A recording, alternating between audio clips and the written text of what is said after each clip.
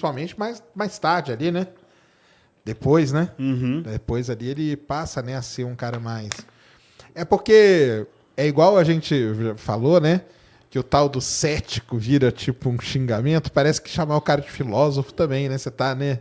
Sei lá, talvez se reduzindo o cara. Não sei, que você... Não tem isso? É que assim, quando Como filósofo, como que você vê isso? Não, eu não diria que eu sou filósofo. Não, tudo o bem. pessoal iria me bater. Mas, enfim, eu diria o seguinte, que quando tem uma conotação negativa do filósofo. Tem, não tem? Ah, porque, então é porque, isso. porque, assim, tem aquele filósofo que se preocupa com o filosofar puro dela, só que negligenciando os dados científicos. Eu sou completamente oposto a essa visão. Eu acho que os filósofos devem saber ciência. Se eu fosse fazer uma grade de filosofia, eu iria incorporar fundamentos de física, fundamentos de biologia, fundamentos de linguística, porque eu acho Ia que dar um geral na ciência. tem que ter um geral, porque o filósofo de verdade sabe o que é ciência, né? E os filósofos da ciência geralmente estudam muito ciência. Só que tem alguns que nem eu disse, são disciplinas específicas. Tem gente que trata de filosofia da cosmologia. Uma coisa que me interessa bastante, mas não dá para se aprofundar de uma forma devida, é sobre essa questão do problema das interpretações das teorias quânticas.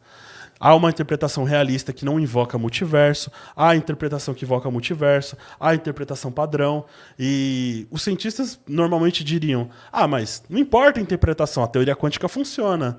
Só que para o filósofo isso daí soa como um insulto, né? Entendi. Não, importa assim, a gente tem que ter uma interpretação realista das consequências da teoria quântica. Não é só chegar ali e aplicar aquela Não, equação. o trabalho filosófico sério que leva em consideração a ciência vai olhar com isso com devido rigor.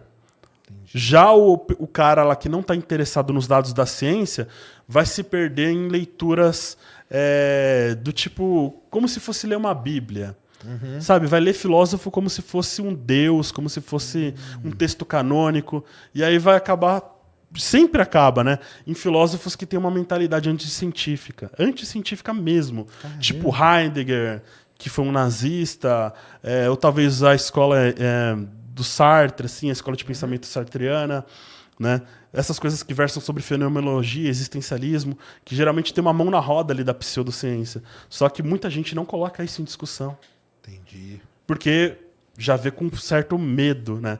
Se você critica alguma corrente irracionalista de pensamento, essas correntes que desprezam o raciocínio científico, que desprezam as ferramentas formais, inclusive para fazer filosofia, né? Tem gente que não sabe, fala assim, vou para filosofia porque não tem matemática, não tem lógica. Num trabalho filosófico sofisticado, tem muita matemática e tem muita lógica. Sim.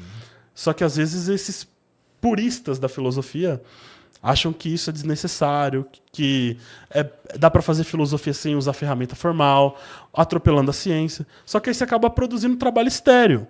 Sim. Por exemplo, como que você vai falar de filosofia da mente hoje em dia se você não vai saber nada de psicologia e neurociência? Você tem que saber, no mínimo, pelo menos, o que é um neurônio, o que é sinapses. Ah, claro, tem que ter essa coisa prévia, né? Sim, esse conhecimento aí. Lógico. Tem que saber, pelo menos, assim, o que a gente entende sobre o comportamento humano. E aí vai o quê? Requerer um pouco também de doses de genética, de psicologia biológica, né? Psicobiologia, ou chamam de neurociência cognitiva. Então vai exigir essa incorporação de conhecimento para discutir esses assuntos de forma mais profunda. Uhum. Agora, quando tem aquele cara da filosofia que é totalmente purista, vai passar por cima daquilo, vai propor uma hipótese mirabolante, vai defender um trabalho filosófico numa revista predatória, do mesmo nível que na ciência. E vai sair por aí se vangloriando, mas que descoberta que ele fez? Em que ele ajudou o cientista cognitivo? Em nada. Certo. Só que, então, às vezes falta esse tipo de pensamento crítico de verdade dentro da filosofia. Entendi. Né? É que o filósofo, às vezes o pessoal pensa, o filósofo, né? Aquele cara lá viajando, né? Isso que é a ideia que vem, né? Mas é muito mais que isso. Não, isso aí é legal